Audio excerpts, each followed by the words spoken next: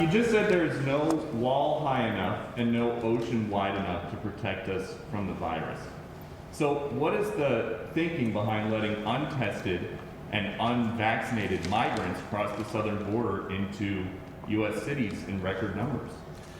There is, what we're doing, we have not withdrawn the order that is sometimes critical or criticized, saying that unvaccinated people should go back across the border. But unaccompanied children is a different story, because that's the most humane thing to do, is to test them and to treat them and not send them back alone. Right, exactly. An excellent question that the president did not answer. Instead, he said, I didn't rescind, and what he was talking about is Title 42, which means that all those people under that bridge down in Texas, if you got coronavirus or anything, we can turn you around, because the CDC this past week said, okay, because we're going to go ahead and reinstitute it, keep it going. He made it sound like because of Title 42, we're turning everybody around except kids. And that is an absolute misrepresentation of what is going on in the southern border. It was a complete deflection, because he knows the American people are compassionate about the kids. We don't want them to be harmed in the process. But it's not just kids coming across the border. It's families. It's willing and able-bodied men coming across the border. Right. And a lot of them have COVID. There's crime. And what we know so far from our sources and the drone footage that we continue to show every single day, that these people are being processed, they're being put on a bus.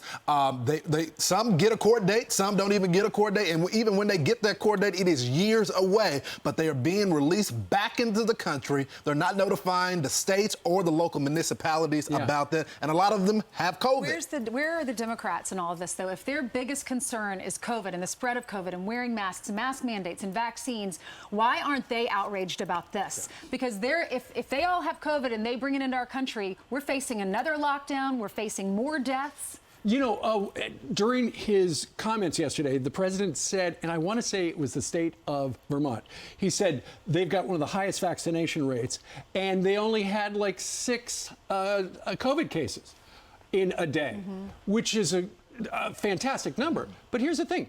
How many people with COVID is the federal government letting in across our southern border each day? That's a big question. We don't know, because the Border Patrol does not test people. And then you got the getaways. They're people who just race for Omaha, and, you know, nobody's able to track them. And here's the double standard, too. President Biden was criticizing the governor of Texas, Governor Abbott, for the increase in COVID cases. And DeSantis. While letting them release it in those states. Walk right into their state.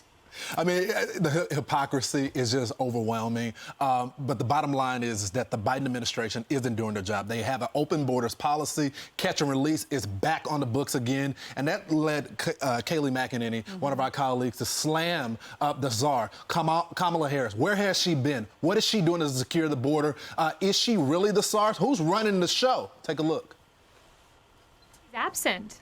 She is unserious about this task of being the border czar. It's why it took her nearly 100 days to actually go to the border. And when she got there, Ainsley, she stood up and said, "We've made great progress." How can you say that when there is a 21-year high in encounters at the border, a record high, as you note, for the month of July with unaccompanied minors? This is a disaster. And then she laughs about it. She says, well, I haven't been to Europe, when asked about going to the border. She is failing at this task. It's why she has the lowest approval rating of any vice president in the last half century.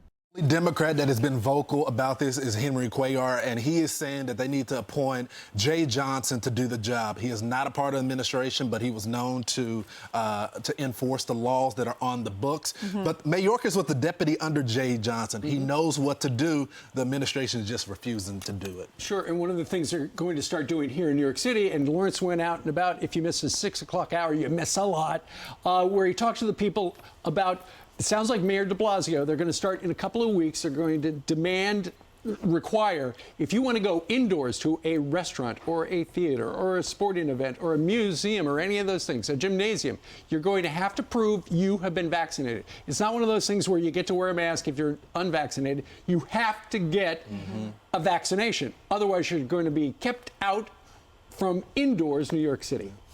Different standard at the border, though, so apparently we should all just migrate to the border.